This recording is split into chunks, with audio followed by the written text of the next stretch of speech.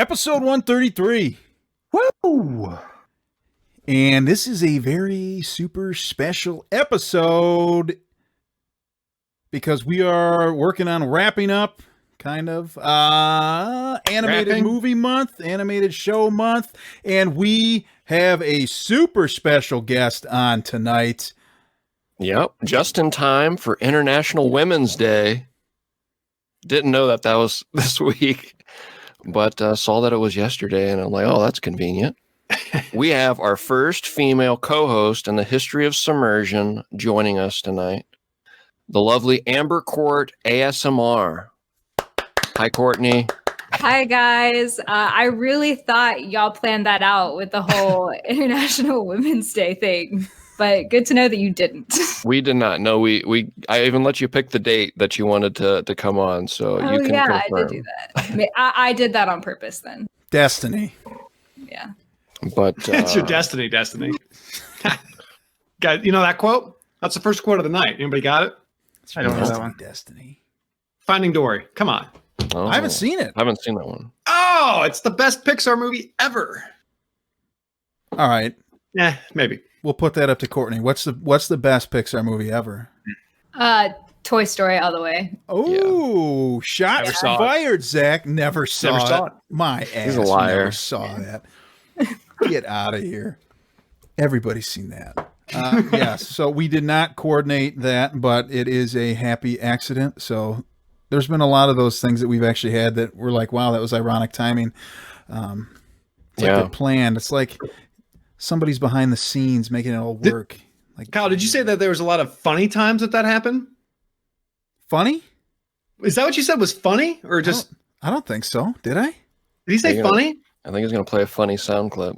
No. I was just saying funny because wasn't Sean Connery, his death, something that happened? Yeah, but that wasn't funny, Kyle. All right, whatever. I don't even know what's going on anymore. I think one you might be thinking of is Max von Sydow. We did a movie with Max von Sydow, and then like a week later he died. That's Sean Connery. Yeah, that's it. Sean Connery did the birthday giveaway. That's what it was. Away. Sorry, scratch that. Good thing this isn't live. Right. But it is. Out, Kyle. Yeah. Getting this back on the rails though. Courtney is a ASMR artist. Got a burgeoning YouTube channel that she is building, and we've got her on tonight. Kind of works out, you gotta be silent on a submarine. Well, ASMR artists are typically dabbling in the ways of whispering and everything. But here to inform us a little bit about it, and we're going to be doing an interview, and we got a very special event, special game that we're going to be doing after our recap tonight. That Kyle, I can see him gleefully smiling there. Just so everybody knows, she has no clue what it is, and I think we're all pretty excited about it.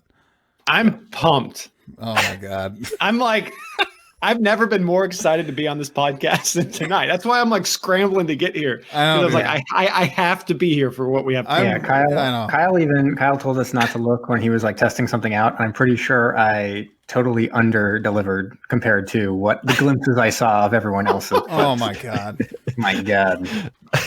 So you can go first with mine. I can't wait. Don't give her any hints. But that being said, Courtney, for those of us that don't know anything about ASMR or just don't know you in general, tell us a little bit about yourself, what ASMR is, and how you got into it.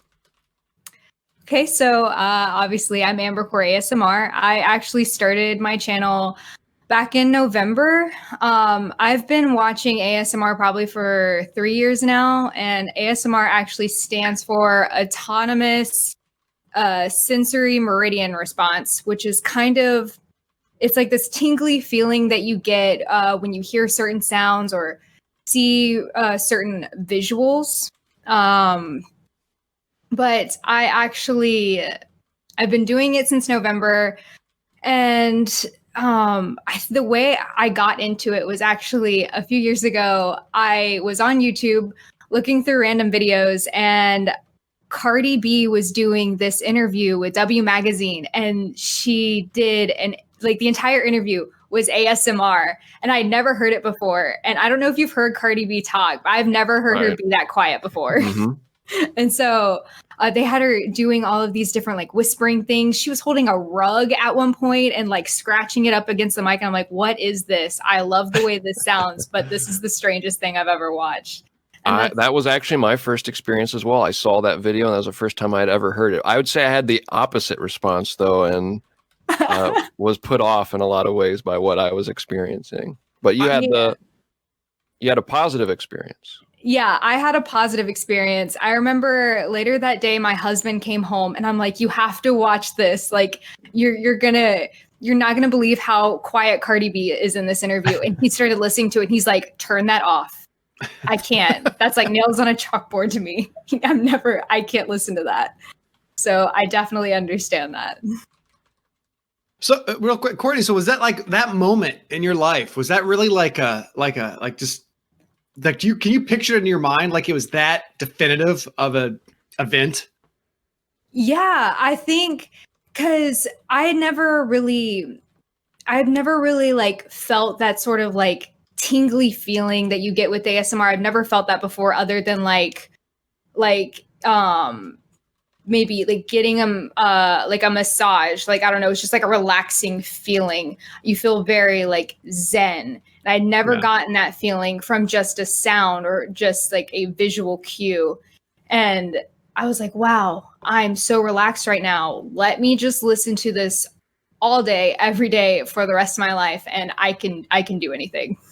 See, that's awesome. That's so cool that you had that experience. Like, now, I don't know if you do this or not, but like, did you ever like meditate beforehand, or is there any kind of connection like that you can kind of, if anyone listening that they don't know about ASMR at all, like, because I'm just curious about it.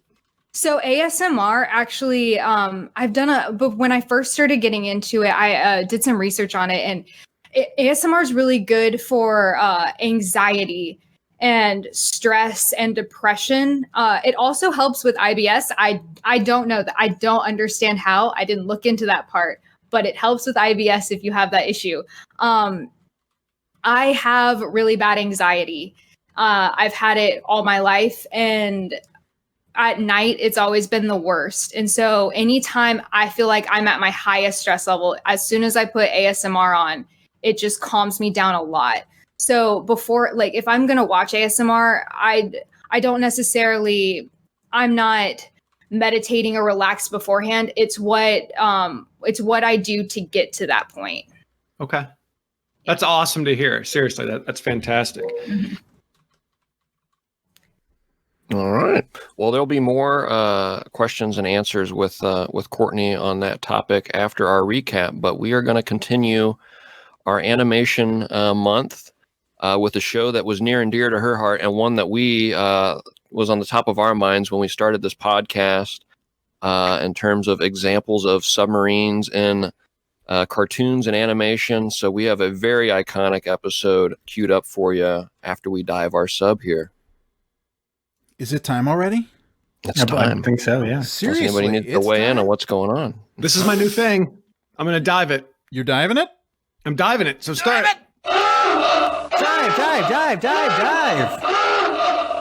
What began as an innocent conversation among friends would soon spiral out of control and later be referred to by future generations as the eighth wonder of the modern world. Mac East Studios takes you on the journey of your lifetime as your captains, the artist formerly known as Brom, Jamie the Ointment, Kyle El Capitan, and the Gruesome Twosome present Submersion.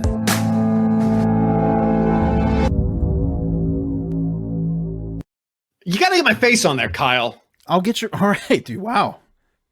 You take it easy. I'll get your face. He's one of the originals, or well, I guess. Start my own podcast if I have to. You did. That's how you inspired me to start this one, actually. So. Damn it. Yeah, I know. You're right.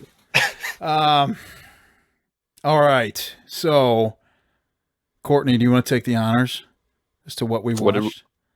Yeah, sure. So we watched The Magic School Bus, specifically episodes 3 and 4 from season 1. Episode 3 is called Inside Ralphie. It debuted in 1994, and then Gets Eaten came out a week later, also in 1994. The Magic There you go. School Bus. Miss Frizzle, Ralphie, what the heck's the little redhead kid's name? Who's like, I wish she didn't come in today. Arnold, yeah. Arnold, yeah. Arnold. Like he's the Arnold from Arnold Palmer. Come on. Right. That's him? Yeah. Ah, dude, now it all makes sense, dude. A cartoon Yeah. character, not a Grew up to golfer. be one of the Connections. greatest golfers of all time.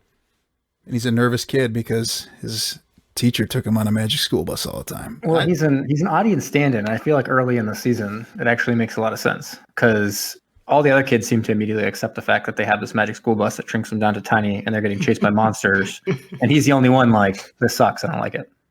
Dude, but it's pretty great. We'll talk about it later or whatever, but how nonchalant most of the people are when their lives Right. are in danger. It's like, Well, no, even in this Typical first one, day. inside Ralphie's sick, and then he's sitting in bed, and he's like, "I'm sick," and a tiny school bus, flies into his room. hold on. All right. with Hold all on. of his friends, tiny, like little tiny people, and he's like, "Yeah, that's obviously It'd be wild. makes sense." Should we just Very start? iconic episode. Yeah. Very iconic episode. Everyone I talked to about this agreed that this is probably the most memorable episode from the entire series Yep. for them.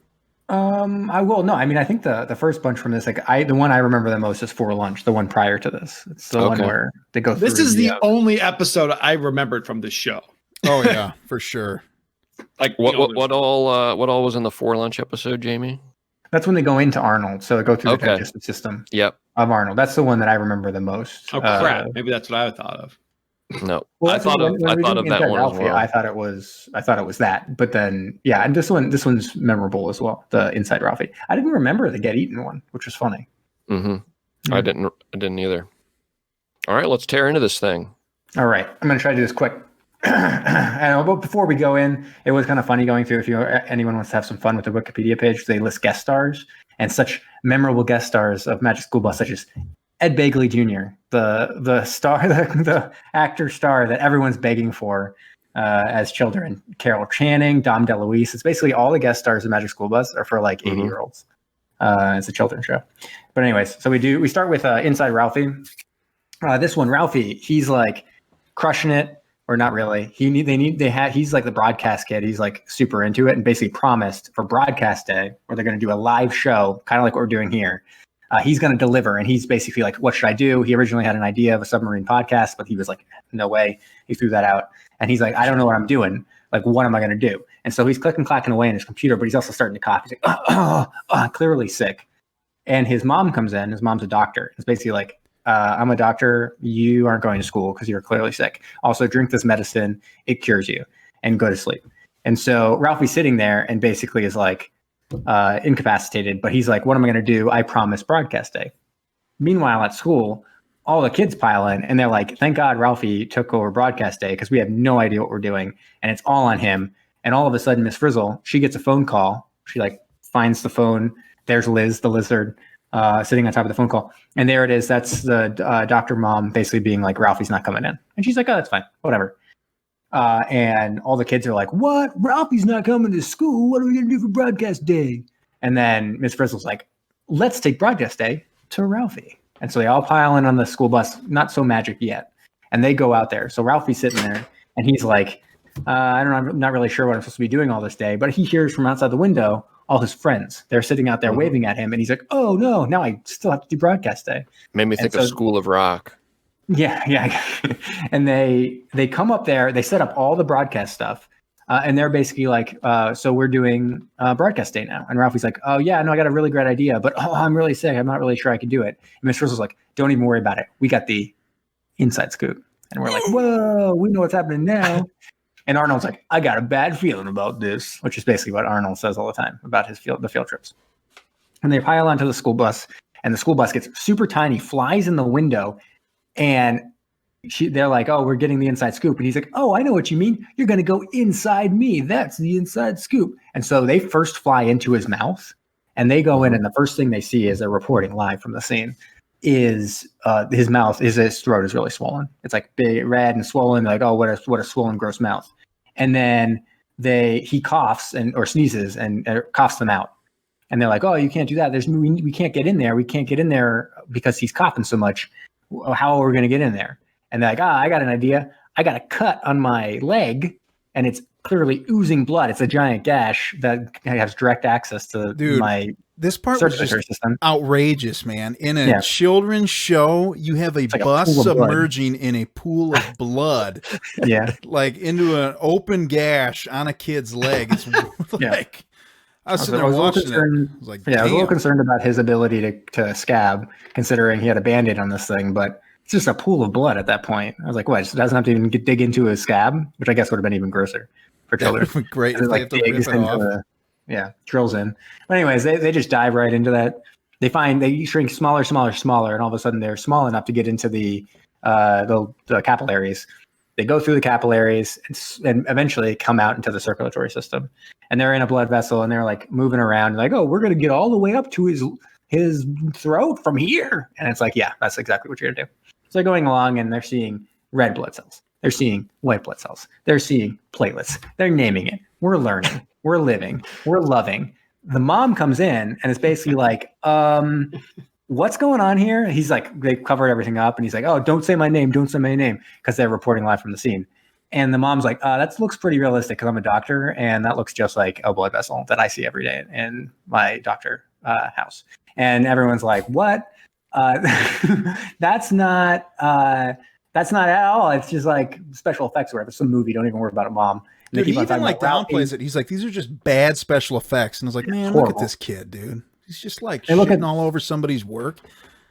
And then literally the classmates that this mom clearly knows. Like, oh, doesn't that look, that looks just like they're all in the scene talking about Ralphie. And she's not picking up, not even picking up what they're putting down at all.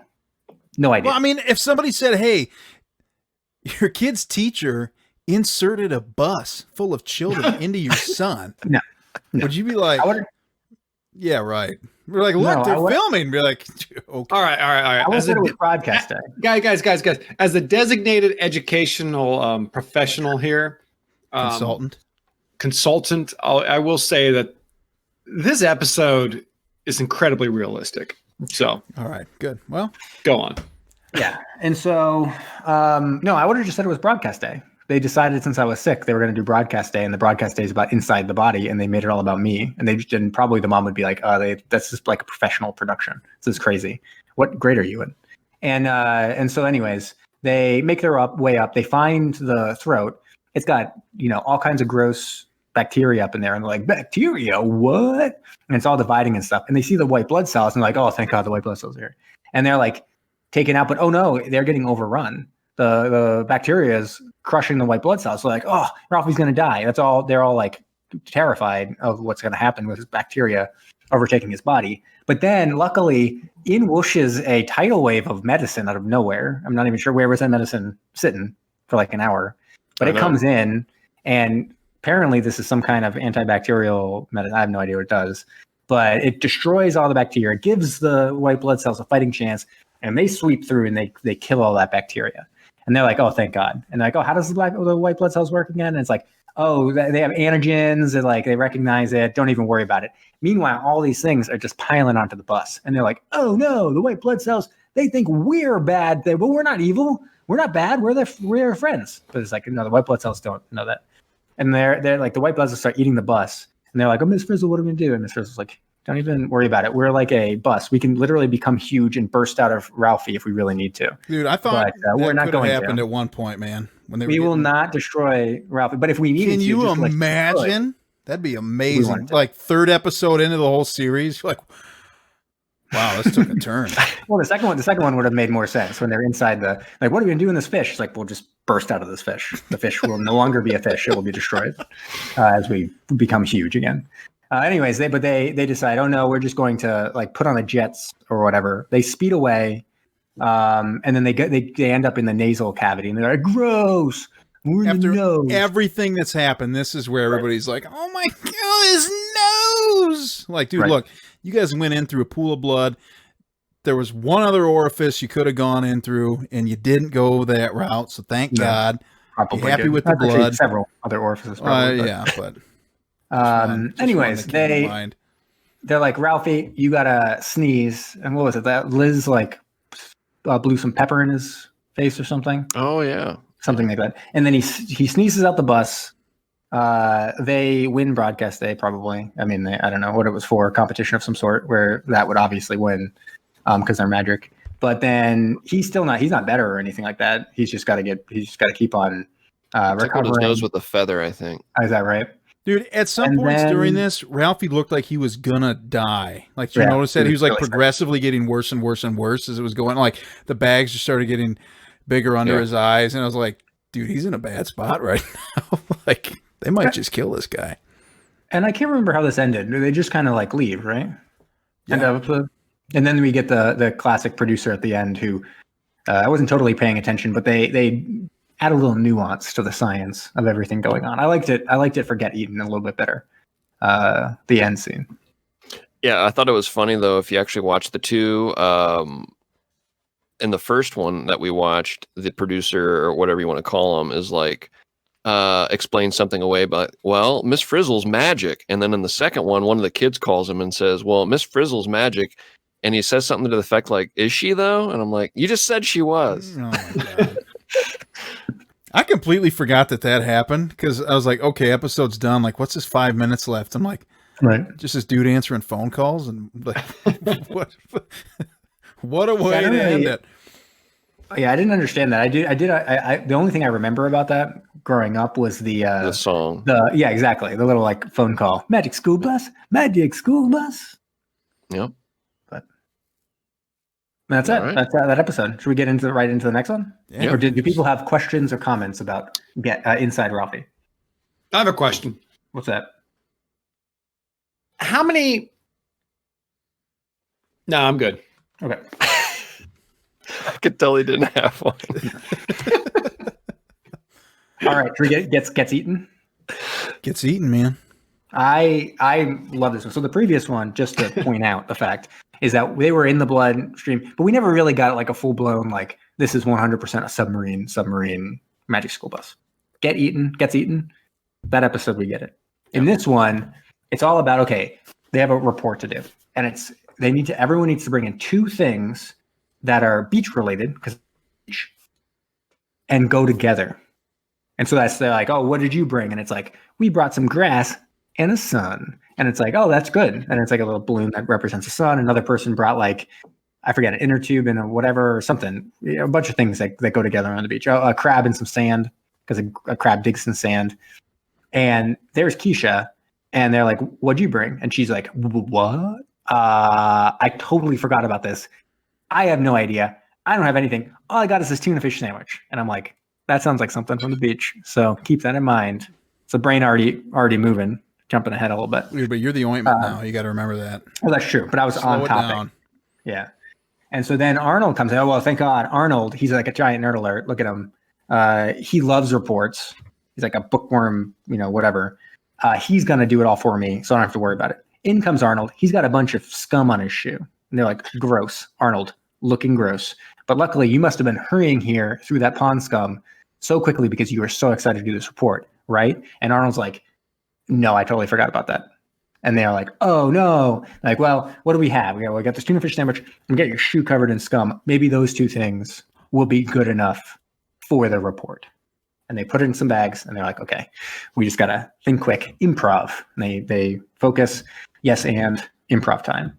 And then the report comes and the first person does grass and sun. And then it's like, Arnold and Keisha, you're up.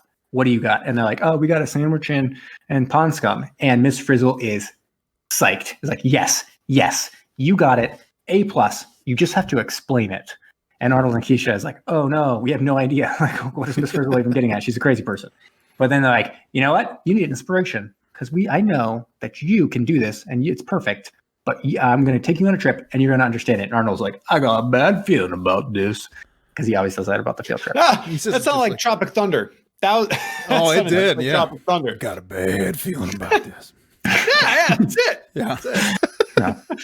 So anyways, they head to the beach and God, that we get to actually see a nice little picture of the town. We don't get to see that very often in Magic School Bus. We see the forest, we see the beach. They arrive. They're like, oh, Miss Frizzle's basically like, have fun at the beach, kids. I'm going to jet off and don't even worry about it. So leave these kids unsupervised, which seems unwise. But then when she comes back, she's like, hopping in because you still haven't figured it out, Arnold and Keisha. Time to head into the water, head on a field trip, and I'm going to inspire you as to exactly how a tuna fish sandwich and pond scum are connected. And so Arnold's again like, got a bad feeling about this. And they get on there, they get real, or this first, what do they do? They become. I got a bad feeling about this one. Yeah, they become something. A bad feeling about this. And then they become a glass bottom boat. And they're like sitting there in the like glass bottom boat. And I was worried. I thought they were just going to stay as glass bottom boat for a while, not be a submarine. But basically, they're looking down there and they're like, oh, look at that. That's like sea urchins. They're seeing a sea urchin, like an otter eat a sea urchin. And Miss Frizzle's like, you picking it up yet? And everyone's like, nope. But then they see like, well, maybe this will inspire you. And they go over and there's a bunch of scum. And they're like, what scum? Like pond scum. And she's basically like, yeah, so let me show you. And they show, look, that scum looks like this and that scum looks like that. And they're basically, what were they? They were under a microscope and they're like, they looked similar. And I'm like, these do not look similar. Well, anybody else notice that? Enough. I guess. Yeah, exactly. Like, yeah, whatever. I mean, it is what it is, but. What were they? Phytoplankton? Phytoplankton. Man. Come on. Yeah, so they were phytoplankton. And they're basically like, they're phytoplankton. And now Keisha's starting to pick it up. She's like, okay, we got to figure out connection of phytoplankton up to a tuna fish sandwich or tuna sandwich. Well, I have no idea. It's like, well, to continue to inspire you, we're going to go into the sea. And so they shrink down. They become a perfect, beautiful, tiny little submarine. And they go into the ocean and they're super duper duper tiny. And they're amongst the scum. And they're like, okay, go out and explore. They get into special suits with like whatever tagline for our show, amongst the scum. I love it. I love it. And so they get like their little diving suits on. They get out of the submarine and they're swimming around and they're seeing all the phytoplankton. They're like, oh, they're beautiful. They're like so calm and no big deal. Look at these weirdos. But all of a sudden other things are coming in and they're starting to eat these things and they're pretty monstrous and scary. They're zooplankton. And they're like, oh no. And they're like trying to get away from them. And again, Miss Frizzle, cool as a cucumber, is like, better to not be eaten by stuff, right? And they get, they get a big net and they catch them all into the bus again. And they're like, good. Well, we're going to get a little bigger. So they get a little bigger. And now they're the size of the zooplankton. And now they go out and they're just like hanging with the zooplankton. Zooplankton was just about to eat them. They're like now best friends. And they're like hanging, learning, living, loving with these zooplankton. They're like, this is great. And still Keisha's like, okay, I'm starting to connect some dots here. Something's eating something. What's a tuna fish again? And basically, oh no, it's a little bit later. But then, and then they see like a fish come along and eat the zooplankton. And they're like, oh no. And again, they're getting chased by whatever. And they get like a vacuum cleaner or something, sucks them back into the bus. And the bus gets bigger again. And now they're the size of the anchovies. And at this point, Keisha's like, I'm starting to understand. Phytoplankton are eating zooplankton. Zooplankton are eaten by anchovies. But what's like a tuna? And like, you mean like a tuna fish? And she's like, a tuna fish? And I was like, who doesn't know what a tuna fish sandwich is? A tuna fish. Anyways, she's like, what does it look like? And it's like, it looks like this. And then they're like that? And it's a tuna fish coming to eat them because they're the size of an anchovy. And they end up in a tuna. But, while this is a scary situation that they're probably going to be killed, Keisha still wants to get a pretty good grade on the report before their demise. And is like, I know exactly what it is. Phytoplankton eaten by zooplankton. Zooplankton eaten by anchovies. Anchovies eaten by tuna fish, and then humans eat that delicious tuna fish sandwich. And so we're all connected in that way. And basically Miss Frizzle's like, you got it. That's called a food chain. And there's all kinds of chains out there. And she describes other ones. This eats that, this eats that. And on the, whatever on the land, you have something, I forget what it was. Like a snake eats some mouse and a eagle eats a snake, whatever. And Dude, then they're not shy here, man. They're just showing these like snakes crushing mice and then birds grabbing snakes and all that type of stuff. It's wild. I mean, I should have expected after the pool of blood that it wouldn't be outrageous to see a snake eat a mouse, but pretty intense here for a kid's show. Loving it. Yeah. So they're not loving being in the tuna fish. So they're like, oh, let's get out of there. And she's even using like little knobs and stuff. It looks like a submarine. She takes the periscope and kind of puts it outside the tuna fish's mouth. And there's a fisherman's, hook. And they wrap onto the hook, get pulled out of the mouth, and get brought up by the fisherman, who looks at the thing and is like, I already got a little toy bus, so I don't need this thing. And they chucks it back into the water, and they're able to go on their merry way.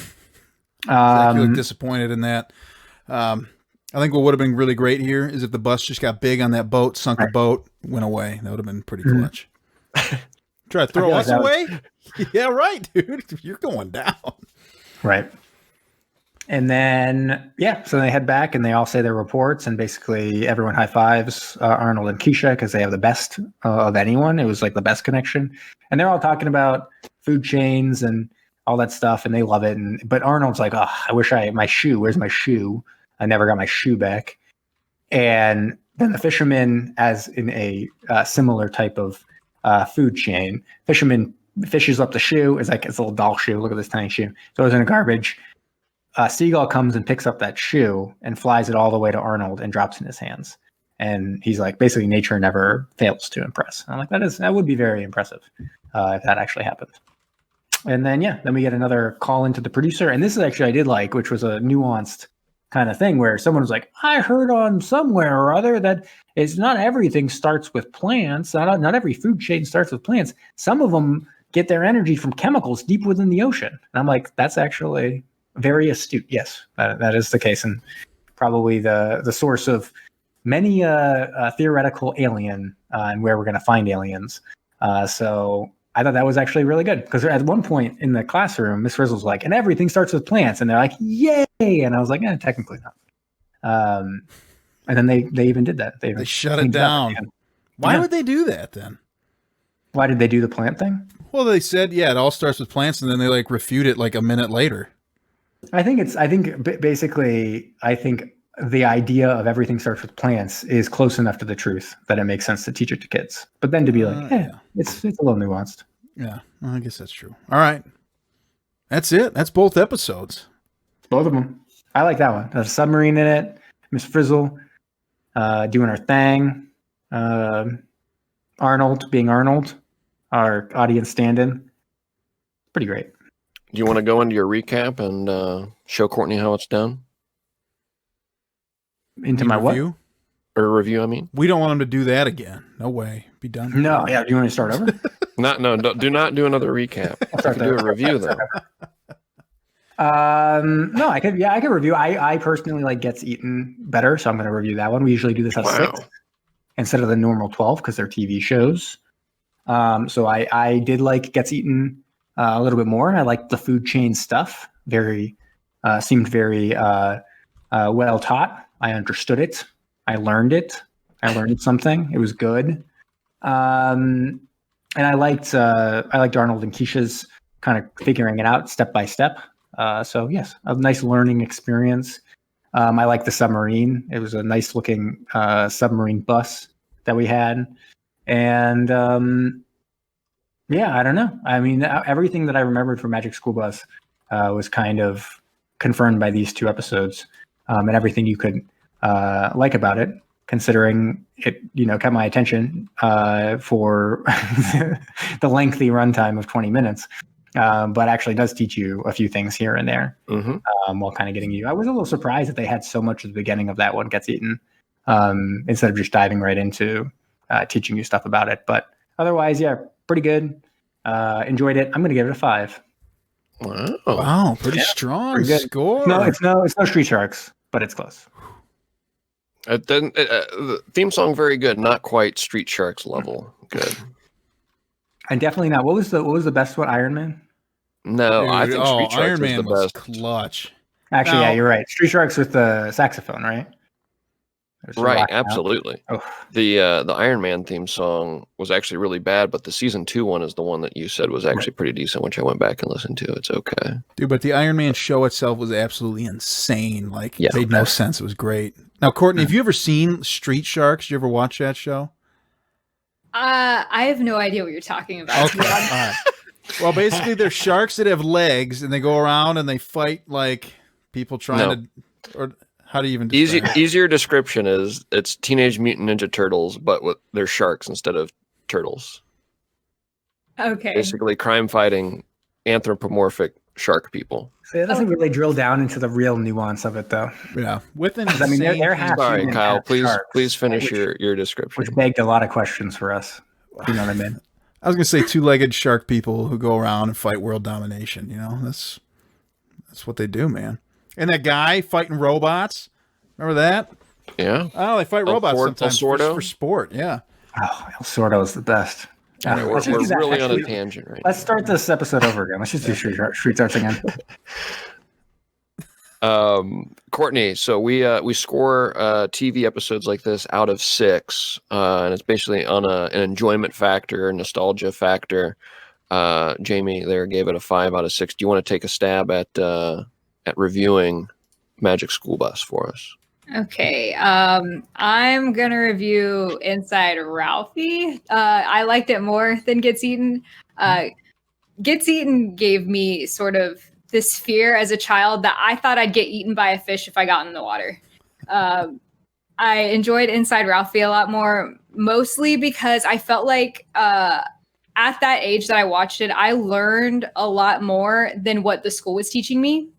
I had no idea about the white blood cells and the platelets and all of that. I thought that was really cool to learn about. And I would probably have to give it, I feel bad because you gave Gets Eaten a 5 out of 6, but I'd have to give Inside Ralphie a 3 out of 6. I enjoyed watching it, but wasn't my favorite. That's pretty low. Yeah. I thought the nostalgia factor was there for me personally. I can go into mine. I also preferred Inside Ralphie. Definitely brought back memories hearing the theme song again. Loved it. Again, not quite as good as Street Sharks, but very iconic theme song, very iconic episode. And sometimes we talk about some of these animated shows that we watch. I mean, we've watched several of them now. This Street Sharks, Iron Man, Rambo. And a lot of these, I remember even going back and re-listening to some of these. We sometimes have the conversation like, would we put this in front of our kids, honestly, nowadays? And usually the answer is no. Like, we're like, no, this is actually like drivel, like, or problematic in some ways. Like, we would not. Like, Magic School Bus holds up. Like, it's really good, very wholesome entertainment. And I was even talking to my friend Keisha about it today. Like, definitely, like, put this in front of your daughter, your son, whoever. Like, they will get a kick out of this and actually probably learn something. It's an informative show. I learned a few things again about the makeup and composition of blood on the Gets Eaten episode. What are a series of food chains linked together called? I'm like, what is that? And I was thinking, it's like, it's a food web. I'm like, oh, okay. Like, so there's some terminology like there's something to learn here for everybody, and it's still enjoyable and entertaining to watch, and great music and fun voice acting, fun scenarios and plots. I'm gonna give it I'm gonna match Jamie. I'm gonna give it a 5 out of 6. All right, I gotta jump in.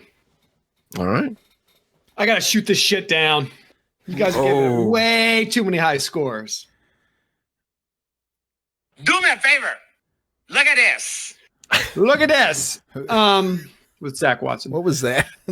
Look at this with Zach Watson. It's my new thing. Oh, okay. One, Kyle, I can't stand the red border on Ben's camera. I don't know why that's still going on. What? Come on. This is like episode, 130 something, and we still have a red border on our stream. There we go. It won't show up on Twitch. Still bothers me. Okay, now, it's gone. My bad. I just really like to highlight him so everybody knows I can whatever tell. he's saying is important. I hated this show growing up. It was the show that teachers always made me watch in science class, and I thought that was stupid and weak and dumb and pointless and a waste of my time when I could have been doing anything else. Rewatching this was just a blast from the past, except not a blast. It was just ass. And I didn't like it. And I felt no sense of like a resurgence of my childhood youth. No, it was the opposite. It was I'm getting older and I'm complaining more, and more stuff pisses me off. This pisses me off. I don't like this show. Never liked this show. I didn't think these episodes were good. Both of them sucked. And it's a disgrace to this podcast. It's a disgrace to our Submersion films. And I stand by my statement. You all are wrong, except Courtney. And I think we should get rid of Brom and Jamie, get Courtney on the show. And Kyle, I'm hoping you stick with me. All right. We'll see. There's a reason why Limpet is my highest rated film ever. Because it's clutch. Because it is clutch. And there's a reason why these cartoons suck. You should be watching more Rocko's Modern Life. You should be watching more SpongeBob. You should be watching more Simpsons seasons 1 through 9. And you should be watching, I don't know, Ed, Ed, and Eddie. So, a 1. Wow. A 1. Witnessing a mutiny forming here. Maybe. We didn't get to watch this in grade school. So Really? I guess I wasn't. Fancy pants school. What the heck? I went to a parochial school. I don't know. Maybe this was the devil or something. I don't know. Might have been, man. All right, I'll hop in here. This Magic School Bus. I'll do the Inside Ralphie one. We don't really get to watch a lot of movies on Netflix or shows on Netflix. There's just Submarine content isn't there, so this finally was. So I took it upon myself to watch this in VR because I am such a nerd. And I was like, oh, I've got Netflix on my Quest. I'm like, let's fire that up. So there were a couple times this week my wife walked into situations with me. Something that'll be coming up later in the episode. She's like, what in God's name are you doing? She's like putting my kid down to sleep. She watched up. I'm just sitting on the couch with the VR headset on, watching Magic School Bus. Like, she's like, you're a grown ass man. I'm like, yeah, I am. That's why I'm doing this in VR, because I can. Yeah, it's educational, I guess. Brutal also, I've never seen that amount of blood in a children's show, so that was kind of metal. That was kind of fun. But ultimately, like, Miss Frizzle has no regard for these kids' safety or life. If you are a teacher and your first thought is this kid's sick, well, hey, why don't I go ahead and insert this foreign object into this kid and film it? Maybe find a different profession. Jamie's shaking his head. Maybe find a different profession. I don't know. I don't know if you should be doing that type of stuff. Probably not. Don't do that to my kid. And that sounds crazy. But I don't know. Watching it, it was all right to me. It's okay. Am I like, did I get the nostalgia factor? Not a whole heck of a lot, but I don't know. How do I? And I had the VR experience, so that was exciting to me. That doesn't count. It doesn't count. All right, it doesn't count. Although, like, I looked to my left and I was like, "Ooh, cool!" I'm like in a giant lodge on a mountain, and I see the ski slopes over there. But I'm gonna come in like a 2.75. Okay. Wow, I'm really surprised. Can you do by any cartoon as a VR experience? If there's a watch anything in Netflix VR. app, yeah.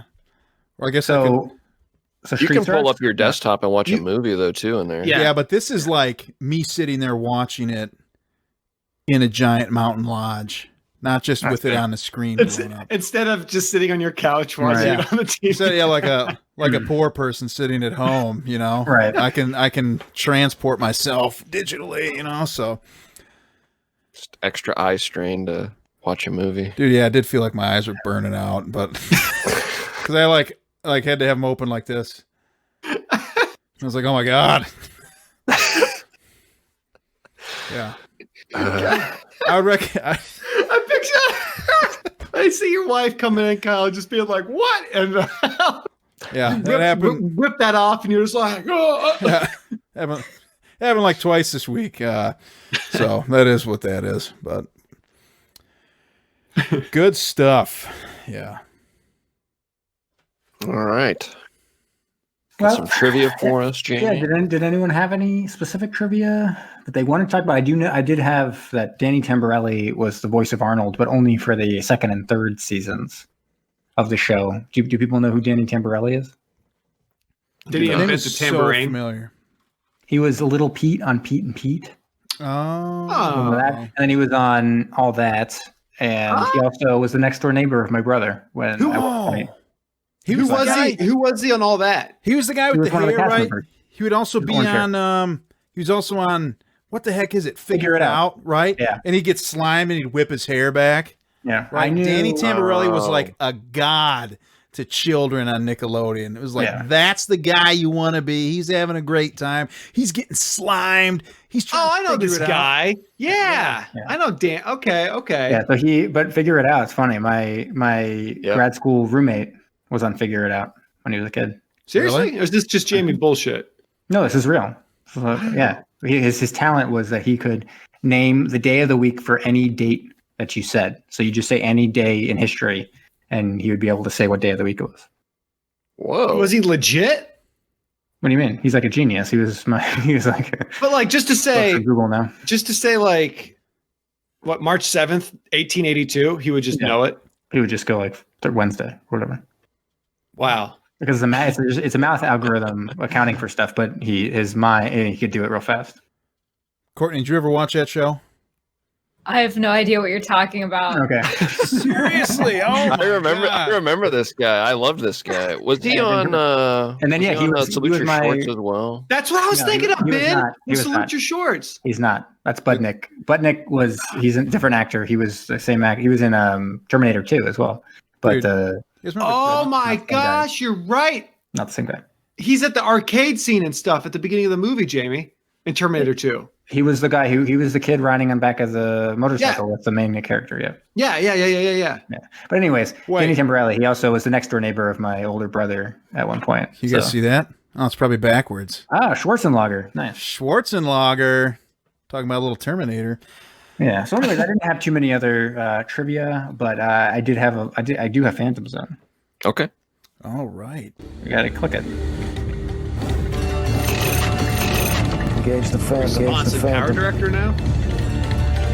Is engaged, sir. Yeah, Kyle didn't pay for the software. I did not. So they watermark it all. So, anyways, Lily Tomlin, is the voice of Miss Frizzle. She was the voice of Toki in the English version of Ponyo. Oh, And then in Ponyo, Cloris Leachman, let me see what her voice was. I saw that she was in it. she's in Beer Fest. And that's exactly it. So she was in Beer Fest, and we have clearly gone from Beer Fest to all kinds of stuff. Oh my gosh, Lily Tomlin's Grace and Frankie. Yeah. I did, Yep. Yeah, Okay, so that's a hilarious Cloris show. Leachman was Kaio in that one. And then I think we've talked about Ponyo because I didn't remember. I'd seen the movie, but I didn't totally remember Submarine. But even the Wikipedia page mentions I've been told that there's a submarine in they end it. up on a submarine, yeah. In that. So. Easy breezy to do it. I didn't know Alright, this good too. The catch. voice of Ponyo in Ponyo is Miley Cyrus's sister. Hmm. I didn't know that. All right. So that's what we got. wait, All right. wait. Okay. Go for it. Go for it. My hand's up. Yep.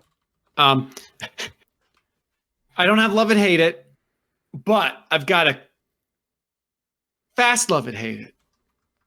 Okay. Hit it, Kyle. But make it fast. Oh,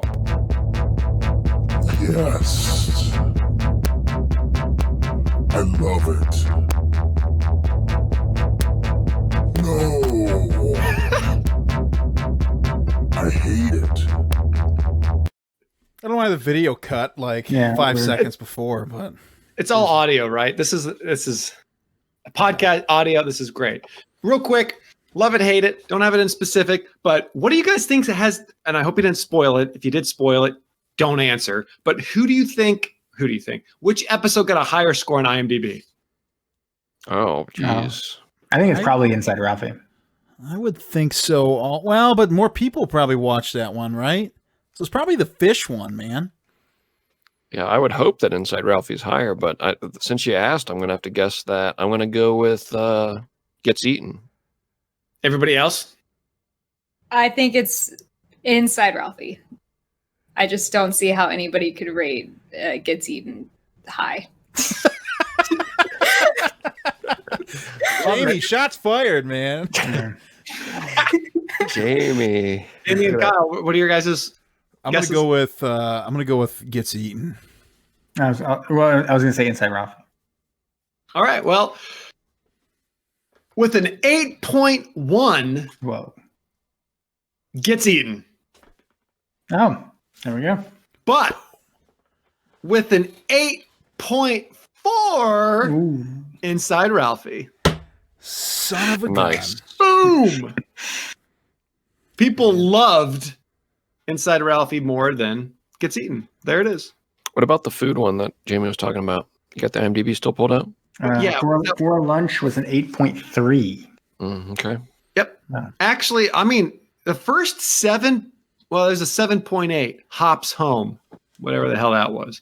So, Yeah, I'm actually the Inside Ralphie might be the highest rated. I'm trying. as to I say, I'm looking through them now, and most of them hover around 7.8 to like 8.1. Oh, so Under Construction is also an 8.4. I just saw that one too. Yeah. All right. That's it. All right. We I'm good. need to get our guest host a little more involved here, I would say. She's been awfully quiet. You're the star of tonight's show. She's right there in the center for those watching on Twitch TV. She's had to sit in the middle of the four of us talking over each other this whole episode. But we're going to transition into an interview with Courtney here, asking a few more questions about her channel and her passion for ASMR. Kyle, you got the first couple questions there. Fire away when ready. Do I? I don't have the itinerary. It's in captain's quarters. God, but if I click off, am I going to lose everything?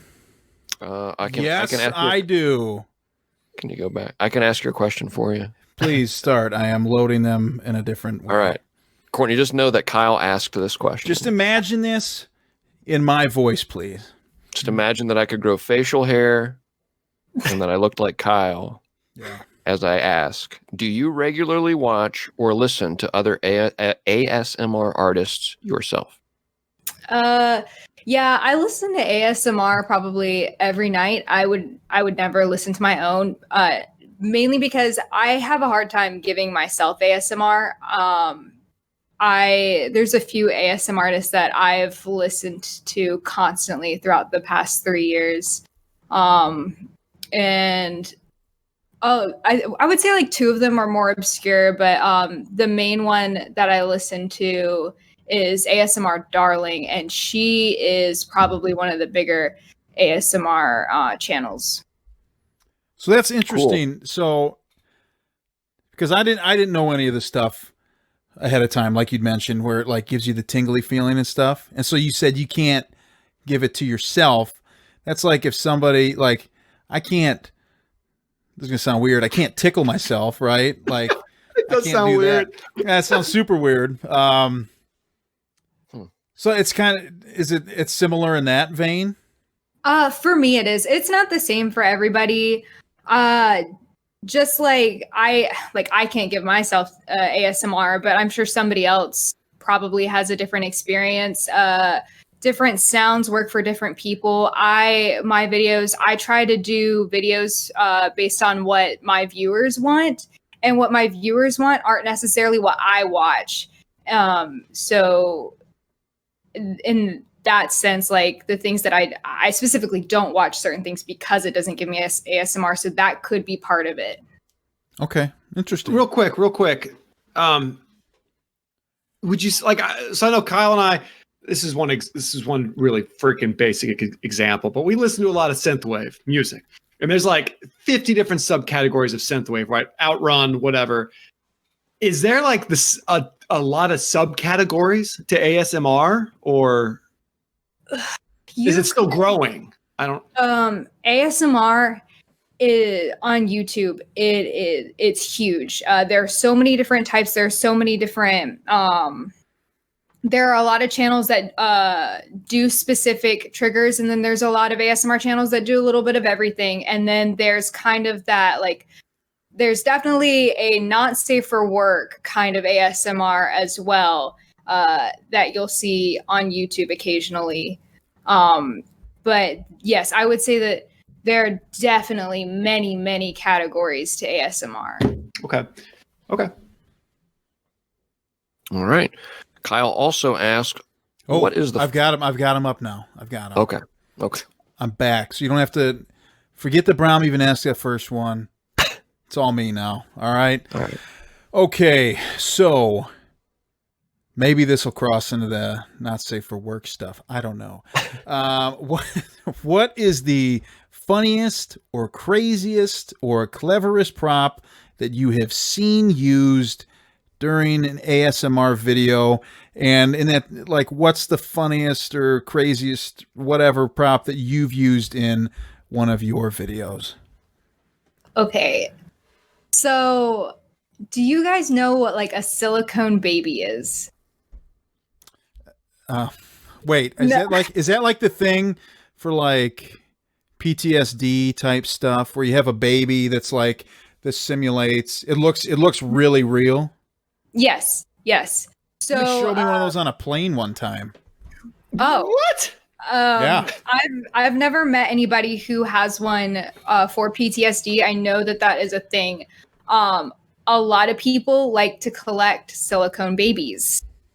And I was scrolling through YouTube trying to find an ASMR video to go to sleep to, and there's just this picture of a baby, and I'm like, what are they going to do with this baby?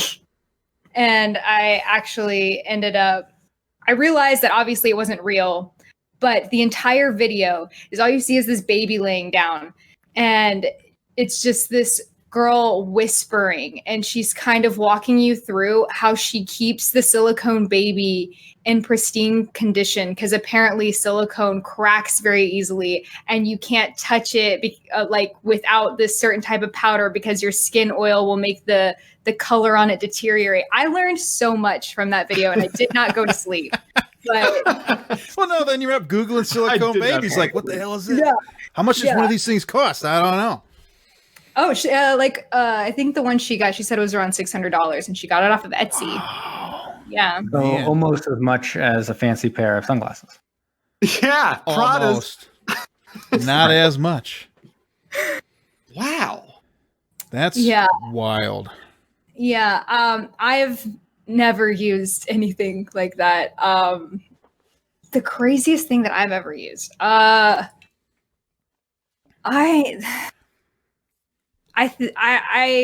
cleverest? Like, is there one that you're proud of that you might I am very proud. Okay, so for Christmas, my mother-in-law got me and my husband a bunch of Scrub Daddies. I don't know if you know what those are. The like happy face sponges.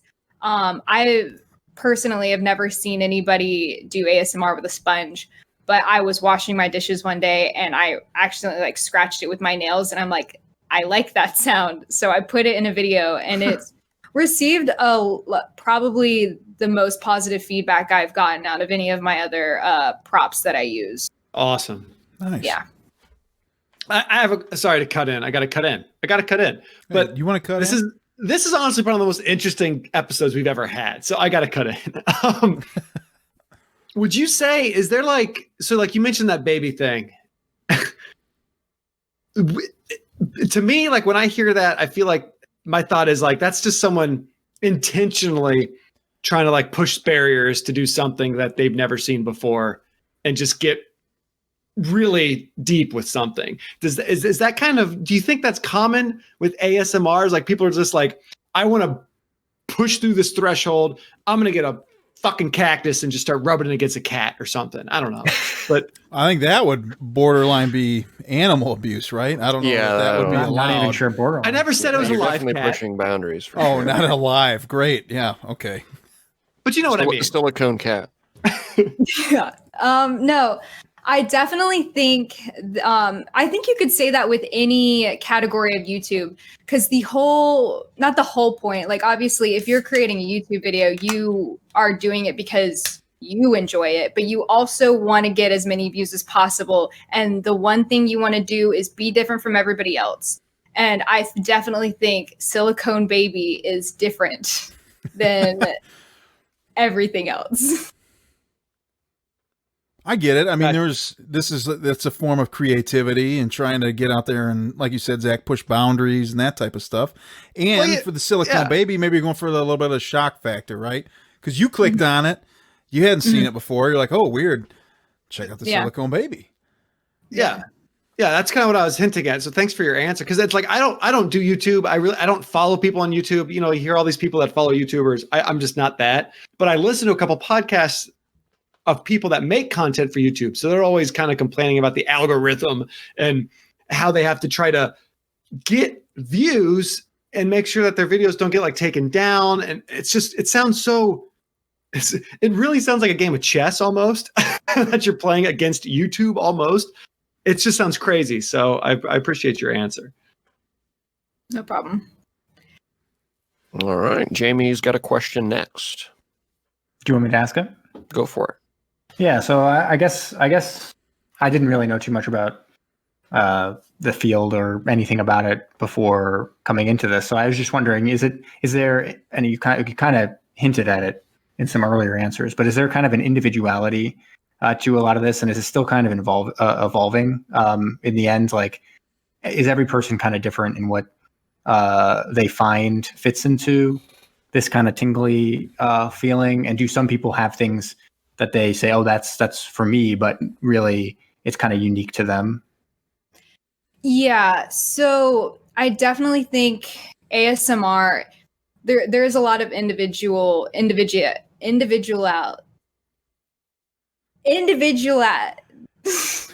know what I'm trying. You'll get there. I know that end of that word. Moving on. There's definitely something for everybody. I know. For me personally, I like tapping sounds. I like the whisper sounds, like the sounds that your mouth makes when you're speaking. My friend, however, she likes things when your hands are getting really close to the camera, and kind of like those visual things, like, oh, I'm touching your face, or I'm doing your makeup, I'm playing with your hair, like you're seeing me do these things, and it's almost like you can feel it. That's not really how I feel about that part of ASMR, but there are definitely things like one thing that I noticed, like I like specifically tapping on a bag of almonds because it also creates like this crinkly sound. And another ASMR artist that I know, where we were kind of talking about it, and she's like, yeah, I've never heard that before. That might just be a you thing, but you never know. You might find somebody else who likes that. So there's definitely those things where like there are groups of people who like certain things, and then there are things where you're just like, okay, I've never heard anybody that likes that before, but you do you. All right. Got a few fun questions here. One of them from me here. Courtney, do you know what the USO is? No. For like, you ever heard of the term USO tours or anything like that in the military? No. Okay, it's the United Services Organization. They're a nonprofit group that will organize like entertainment for the troops, you know, as they're serving abroad, overseas, and all that. They'll get comedians, musicians, starlets, all these different personalities and stuff to visit the troops and, you know, boost morale and whatnot. I kind of alluded to it earlier. Again, obviously a goofy question, joke question here, but what if the USO approached you to do a live performance for some submariners, a live ASMR performance? Would you do it? I mean, yeah, I would definitely do it. The fact that you say live, that scares the crap out of me, but I would do it for them, definitely. I don't know how that would work necessarily. We would have to get headphones for every single person, and I would just be sitting at a microphone doing my thing with a bunch of people just listening to me. But I'd be down. Well, maybe a couple of years, your YouTube channel's exploded, and they're clamoring. The submariners want to see Amber Court ASMR, so USO can reach out to you for a live performance. Yeah, I'm totally down. I've got to jump in here super quick because something she just said just made me think about something. So I'm a gamer, whatever. I'm a nerd. Look at me. Nerd. Piece of trash. But recently, like a lot of companies are touting 3D audio where you shut your eyes, and like I've listened to samples of it and whatever, and I've got headphones that can handle, apparently most headphones can handle it. And like you can tell where the sound is coming from. Like I could tell if something's like at my like let's say 1 o'clock versus my 8 o'clock. You can tell exactly where it is. Is that a big thing in ASMR? Like to be able to say like, ooh, you know, we're gonna tingle up here in front of your eyes, and ooh, maybe we're gonna move back behind your head. Is that something that happens at all, or? Yeah, actually, I was watching a video last night, and they called it omnidirectional ASMR. So they were kind of, if the mic is in front of you, like right here, they were kind of doing things all around the mic. That way, you would hear it on all sides. I was wearing like a pair of Apple headphones that came with my phone. So obviously I did not hear all of those great sounds. It kind of just sounded the same in both ears. Mm-hmm. But I've heard of people doing that and listening to that, and they've had very positive reviews. Okay. There's a good clip I can send you afterwards. I think it's called like the barber shop or something, and it works with like the headphones you have on. It should work. The 3-dimensional stuff. It's pretty slick. Is it someone getting their hair cut? It sure sounds like you're getting your hair cut. Because like Courtney made a hair cutting ASMR. Oh, seriously? Well, then this will be perfect. This will be perfect. Pretty well received from some of her friends too. I heard some rave reviews on that one. Oh yeah, that was from my friend who likes the personal. It's called personal attention, where you're showing specific attention to somebody's face or hair, and it's also kind of like a role play thing, where I'm just giving you a haircut. Interesting. All right, Zach, bring us home. Yeah, so I came up with a bunch of different questions, and then I just tossed them to Ben, and I said, pick some. I forgot that I didn't talk with you about this before. Hopefully, I'm not offending you by what I've given. By giving me a question I didn't even come up with. Well, one of them was Kyle's, and the other one I'm like, that's good. You do need to ask that. So I'll ask the one question, which is a simple one. But this came to my mind in this discussion. So you said you kind of like, you got into this in November last year, 2020. Mm-hmm. So, but earlier in this conversation, you mentioned how, people that might experience anxiety and have, some of these different mental health struggles and challenges, how this can help them. Did ASMR kind of come from that in its infancy, or do you know about that? Like, how did it just come about? I really don't know how it came about. I've kind of like looked into ASMR and like tried to research it, and it mainly just tells you what it is. And I know a lot of early YouTube videos kind of are all about the tapping, and then kind of about like the whispering and just like whispering really close to you. And then another big one was just food ASMR, just eating. But we never kind of figured out why it started happening. It almost seems like it was one of those things where I'm just going to do this on YouTube because I like the way it sounds and I can do whatever I want on YouTube. Yeah. Kind of thing. And it just picked up. Yeah, that's interesting because I was joking earlier, but I actually do work in education. So I'm always, and I hear about a lot of students that do have, these struggles, and middle school is hard, and middle school can really suck. So, they talk about these different distractions or different ways that they cope with a lot of this madness that they're dealing with. And this is just an area that I feel like is so, it's like, there's a website called Common Sense Media, Common Sense Education. I don't know if anyone here is familiar with it or not, but it's a great website that talks about different websites, social media platforms, movies, shows, games, and how it relates to children and teenagers. And it's easy to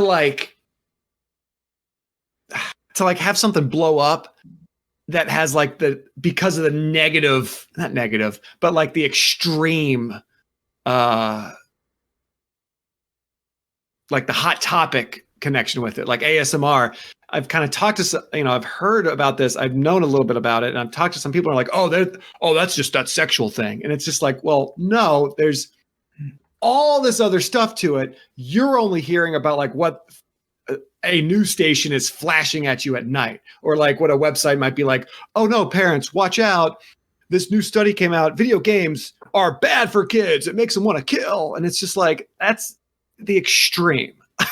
So I think about like the unfair representation that it's getting, Yeah, there is definitely when I'm starting to be more open about it now, but I honestly didn't tell a lot of people when I made my channel that I made a YouTube channel, not because I was ashamed of it or anything, but the very first thing somebody says to me when they find out that I'm doing ASMR, and they're like, oh, like, shouldn't you do that on OnlyFans? I'm just like, that's not what I do. I like, if that's what somebody's into, if that's what somebody wants to do, that is totally fine. But there's so much more to it. And the part that's always hidden is the more important parts. Like my brother has a lot of difficulty staying still and keeping focused. And when he actually recently started listening to ASMR, and it helps him focus so much more. He doesn't fidget as much. He used to have all of these like those like fidget like toy things. Oh yeah. He would sit at his desk just with it in his hand. But when he's listening to ASMR, he doesn't need it as much because his brain is busy listening to all of the sounds and picking them apart, because there are layers of sound within ASMR. See, I really appreciate hearing you say that too, because that's it's good to hear that there's like those success stories, right? Like it's like, no, this is something that is helping people, and just because you don't understand it, just because it's being flashed in your face as a negative if you're only watching the news, it's like, no, there's a huge part of this that's truly helping people, and that's what it's about. Like that's awesome. Like holy crap, if you can go on YouTube and find something that helps you work through these struggles, and that's a win. It's huge. Mm-hmm. That's awesome. Anyways, the question is, what's your favorite submarine movie? Okay. My favorite submarine movie, it's very recent. It came out last year, but Underwater with Kristen Stewart. Haven't done that one yet. I know Kristen Stewart, but I don't know that movie. I didn't know that was a sub movie, because I remember seeing it and I was like, wow, this could be it, but it's a sub movie. So it takes place like I classify it as a sub movie. I could be completely wrong. It takes place underwater, like deep underwater. But there's there are pods that move around underwater, and then the way they get around is kind of like a submarine. So I just kind of classified it as that, because other than that, I haven't watched a lot of submarine movies. Well, we'll have to check it out then. We've had some loose definitions on submarine movies, as we're now 133 episodes in. We've moved the needle a little bit on what we consider a sub sometimes. Yeah, well, I definitely recommend it. I don't know, it's kind of like an alien horror type movie, and like you put horror and aliens together, and I'm there. So have you seen The Abyss? Right. The Abyss. It's from '89, so it's a James Cameron movie with Ed Harris in it, and it is exactly what you just said. Right. Really? I don't think I've seen it. It's good. I'll have to check that out. I'll have to check it out. Yeah, it's long, but it's a good movie. Yeah, it's a long movie, but it was fun. It's a fun movie. Okay. All right, is that your last question, Zach, or do you have another? I actually think, according to the script that I was provided, he has another one. My next line is, what's your favorite Adam Sandler movie? Okay. My favorite Adam Sandler movie is The Wedding Singer.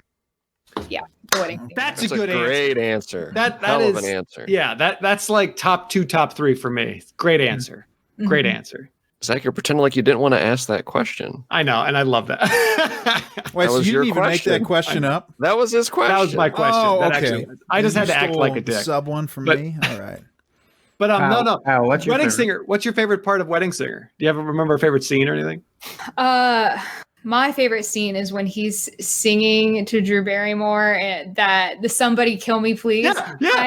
I know every word to that. I listen to it. I have it on a playlist on Spotify. Like it's a banger. I listen to it a lot. I love hearing you say that. It's literally on a playlist of mine on Spotify. Ben, were you there when we listened to that at the cabin the other weekend? Yeah, we were cranking that up to the cab when we were all together. It was awesome. That's so cool. Yeah. 10 out of 10. Yes, I agree. Great answer. And thank you for being open and answering our questions there and informing us. I don't think any of us were experts coming in to this podcast on the topic of ASMR. So I appreciate that. And now it's time for us to open up and embarrass ourselves. We're gonna go. We got to go a little off script here. I have a lightning round question set for you. Okay, Courtney. Oh my gosh. These are easy. It's just either or. You tell me which one. Okay.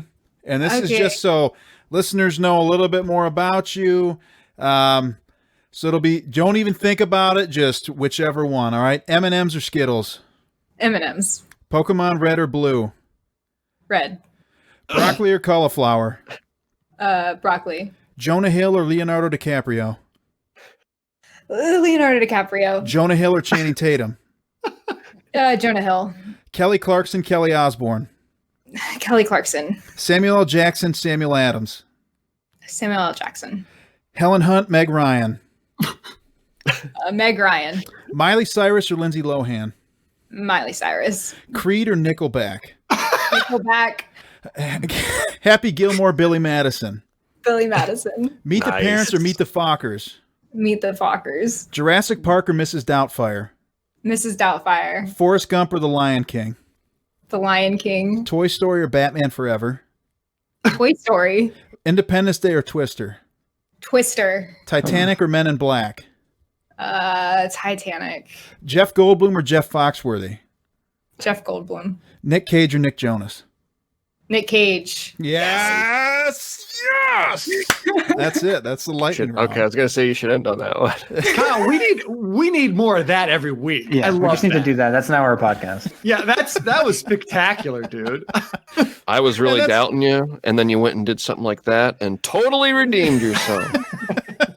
I was cracking up when I saw the thing like, what's the Adam Sandler movie? And I was like, wait, seriously, I just put that question on my on my list here. So well, it's funny you did Billy Madison. What was your other one? Happy Gilmore. And it weren't even in the top two. I was like, thank God. I thought he was going to do Meg Ryan or Jack Nicholson after he did the Billy Madison one. Jack Nicholson now? Or Jack Nicholson 1983. Oh my God. Meg Ryan. Okay, so for this next section, anybody listening, watching, I pray to God you're watching. Yeah. Courtney, do you have any idea what we're about to do? I am completely clueless. Y'all have given me no hints whatsoever. All right, That's good. great. Perfect. Last night, I was playing Among Us with Courtney and found out that she is even a fan of America's Next Top Model. So, segues perfectly. With that, we're just going to roll the clip. Welcome to America's Next Top ASMR Artist, hosted by Mackie Studios. The hosts of the Submersion podcast have put together their first ASMR videos. They will be judged by up-and-coming YouTube sensation and ASMR artist, Amber Court. We hope you enjoy. So what you missed a little buggy there at the beginning. Yeah, a little buggy, but this is America's next top ASMR artist. We have all created our own ASMR videos to show to you and the world tonight. And we want to, I don't know, should she just rate us out of 10 here? Sure. Seems easy enough. So I have us going in alphabetical order. So am I first? Do I get to introduce it a little bit? If you want to introduce it, go ahead. Just real brief. I was going to go for a nostalgia theme since we were watching the Magic School Bus. Very nostalgic moment for me to go back and watch something from my childhood. I ended up scrapping that theme at the last minute. Still kind of kept it in there, which you'll kind of piece together. But I just know Courtney likes when I do accents and impressions, so I ended up playing off that theme instead. So go for it. Welcome to Bromatron ASMR. This is broadcasting live to all the blokes and Sheilas out there across the globe. Bromatron, here I am right here in Sydney, Australia, at the old Opera House there, and I'm going to be giving you a audio sensory experience of the Australian people that you won't soon forget. So, in case you didn't know, in Australia here, when you get into an argument with somebody, they might tell you to get on your bike and tell your story walking. Well, I intend to do just that tonight with my audio sensory experience straight out of the outback. And I'm going to be using some help from these old Pokemon cards I found in my drawer the other day. Probably worthless pieces of rubbish anymore, but I got a first edition Articuno here. He's going to help me tell that story and help you get that authentic Australian sensory experience. Check it out.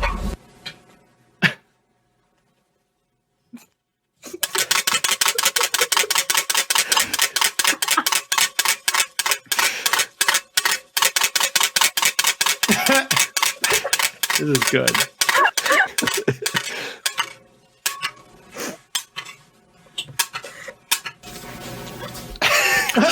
Wow, that was really great. I don't know about you, but I'm ready for a good old camping trip out in the outback, because I'm really pitching a tent, if you catch my drift, after that audio sensory experience. So I need to hit the frog and toad and get on out of here. Thanks for listening in. Wow. Beautiful. Beautiful. I was watching Jamie's face through most of it. No, I'm very impressed. And this is the thing. Like, so I don't know. I'm next, I assume, right? You're next, but we gotta get the rating. Or should we wait? Oh. Do you want to rate them at the end, or you want to rate them right after you watch them? I want to rate them right after I watch them. Okay.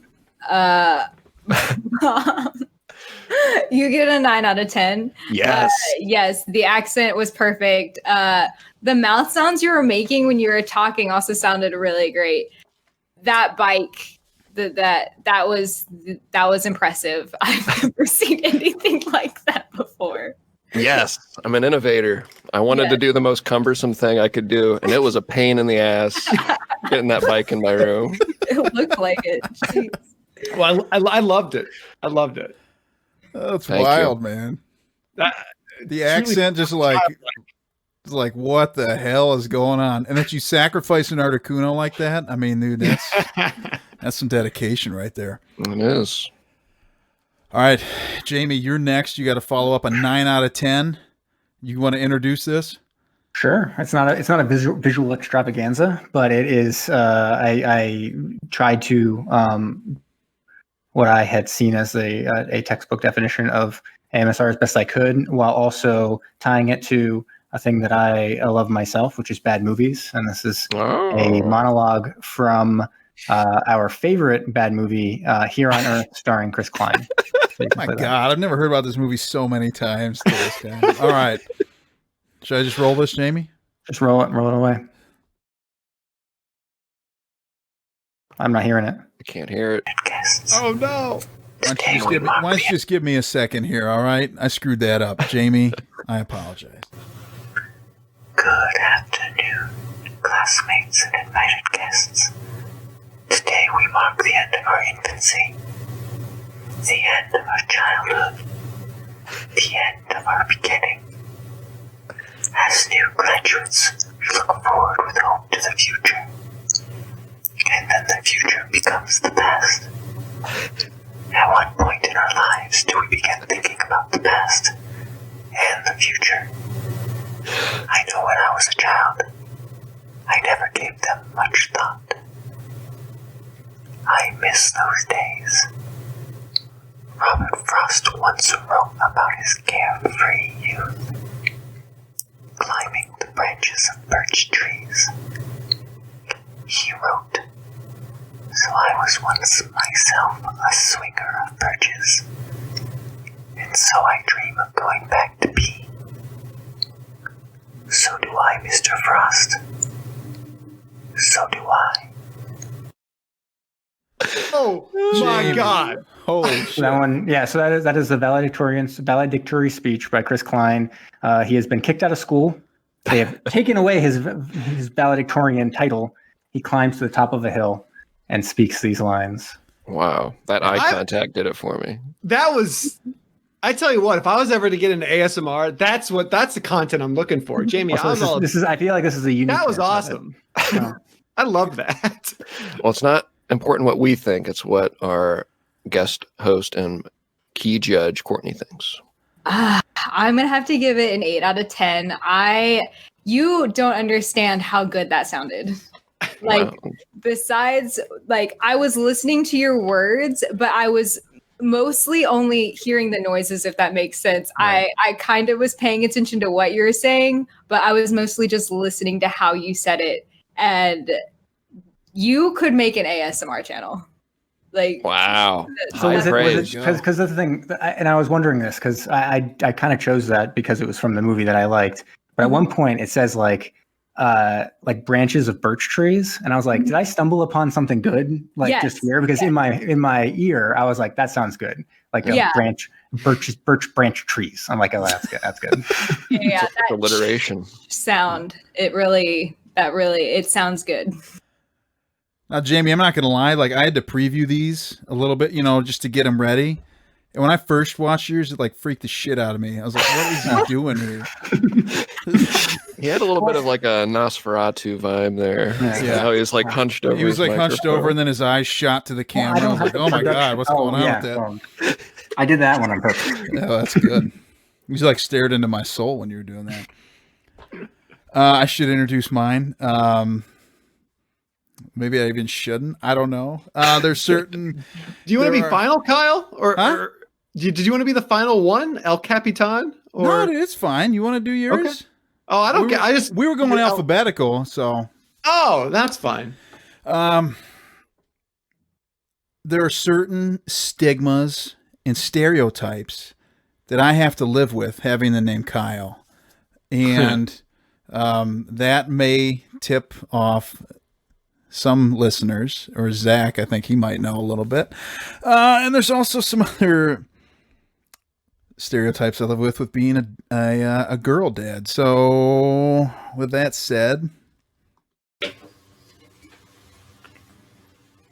my name is Kyle, and this is my first submission to the ASMR universe.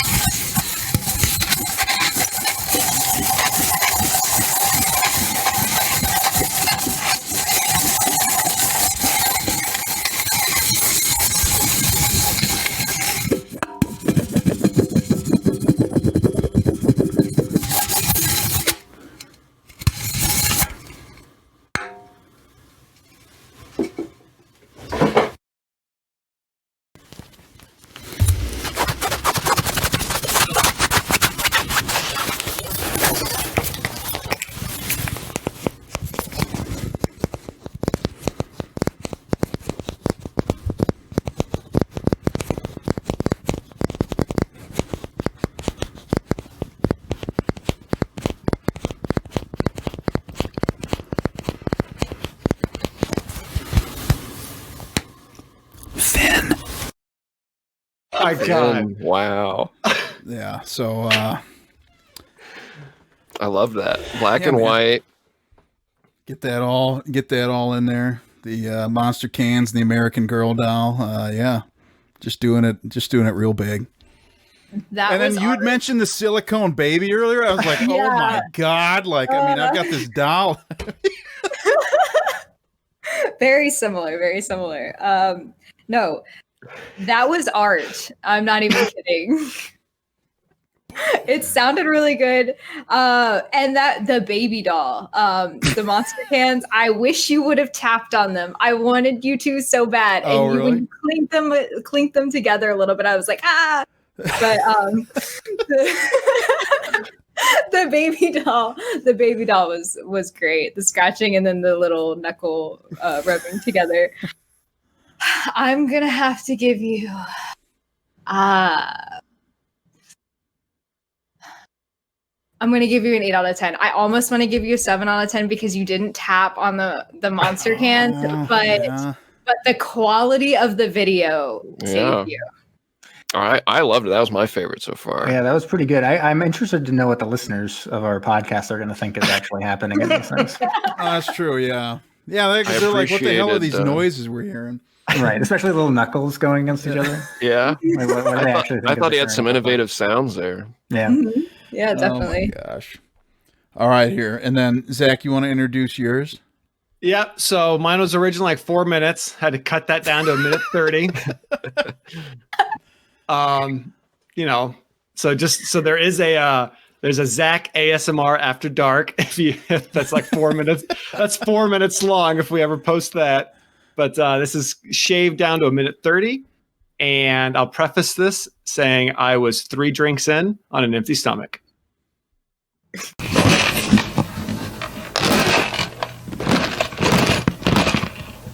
Yeah. What's in the box? What's in the box? Oh.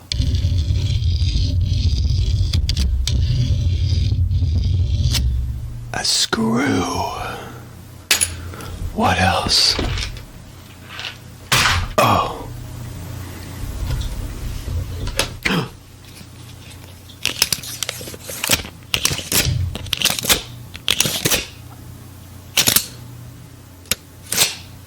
Inches.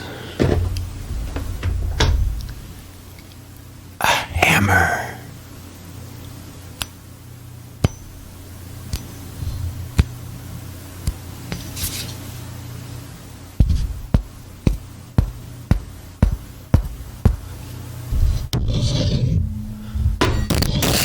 Hammered. Yeah. Get your cock out.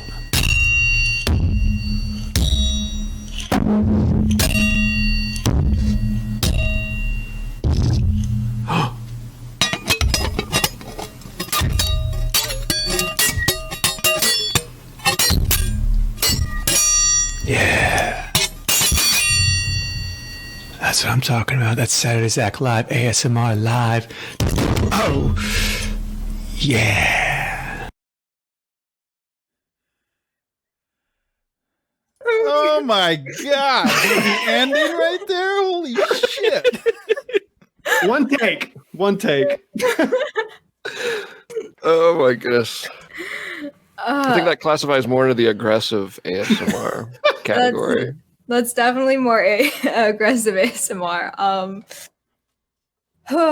Okay. I promise cry laughing, and yeah. the fans get it. That was great. That was When good. you dropped that at the end and like it sounded like my speakers were just blown out. Like, what the hell was that? When I listened to it the next day, I was like, I'm going to keep it in. I got to keep that in. It's so stupid. Okay. So I absolutely loved that. If I could give that a 10, I would, but in the name of ASMR, I'm not sure I can. I really think you'd cause somebody more stress with some of the things you were doing. Like you hammering your hand, I'm just like, ow, okay, and hammering the mic. Oh my God. When the sounds weren't busting my eardrums, they were nice. They were very nice. Your whisper was good up until you were talking in a normal voice at the end. That ending, probably. I'll give you an 8 out of 10 as well. Yes. Wow. Honestly, if you had whispered throughout the whole way through, and you keep the dropping thing at the end, and that's fine. The comedic relief, that's great. It was the hammer on the microphone that was just like, oh no.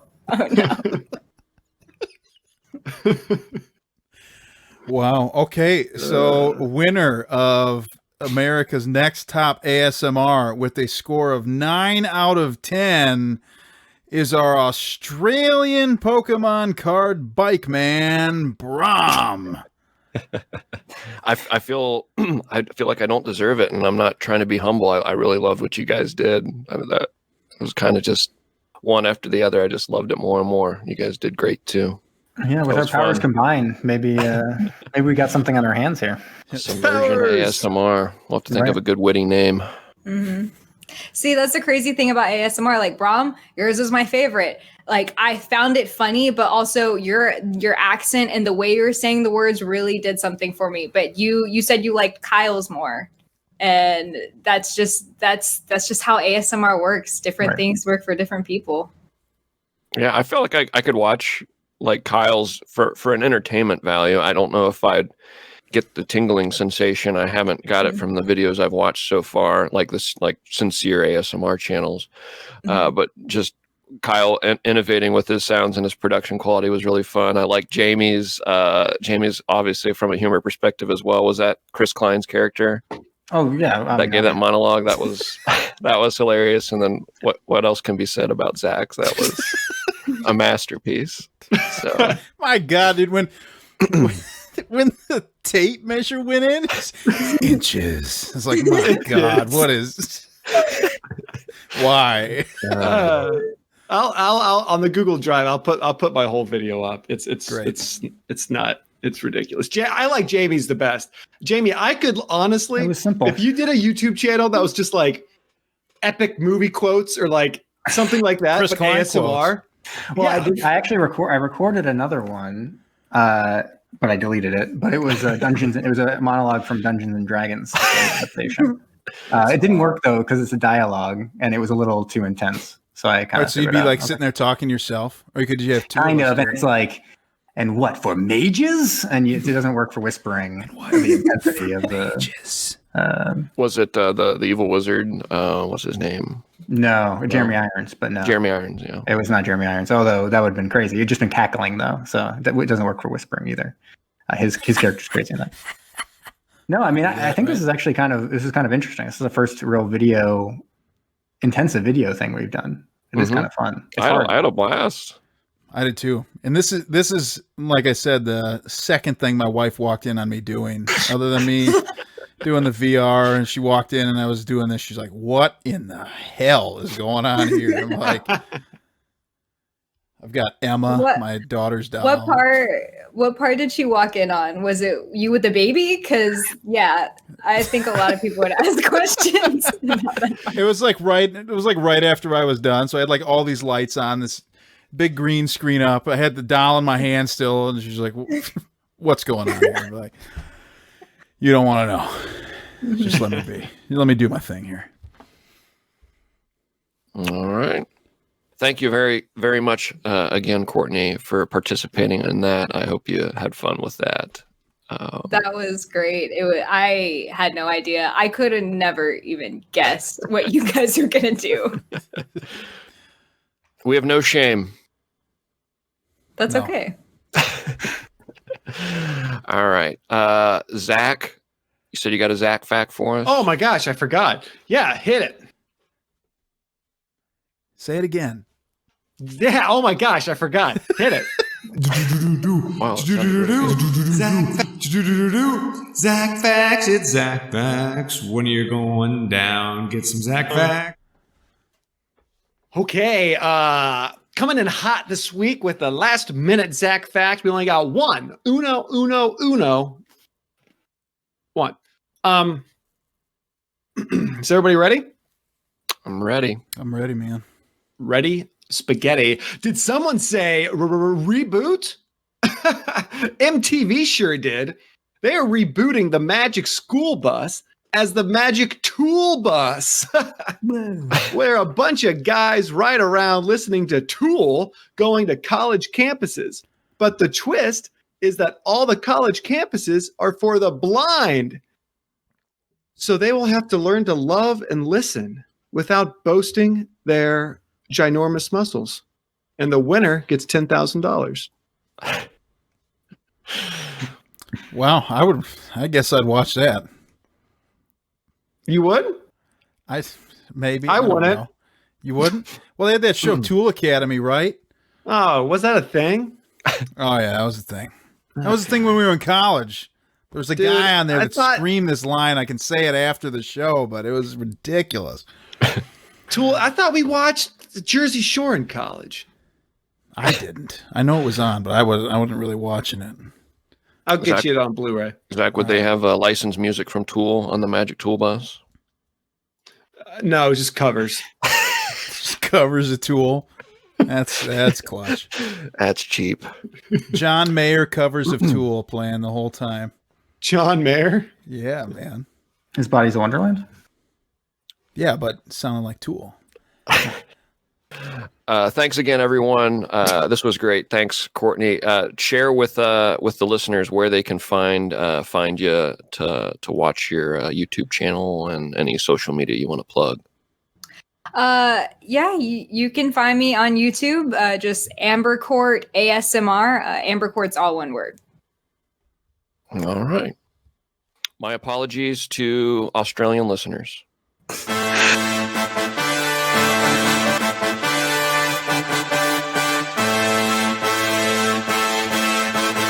Thank you for listening to Submersion. Don't forget to subscribe for new episodes every Thursday. If you like what you heard, please leave us a rating wherever you listen. Want to interact with us? Follow us on Facebook, Instagram, and Twitter. We also love to get messages from all of you. If you have a suggestion, a comment, or just anything you'd like to share, please email us at macestudios@gmail.com.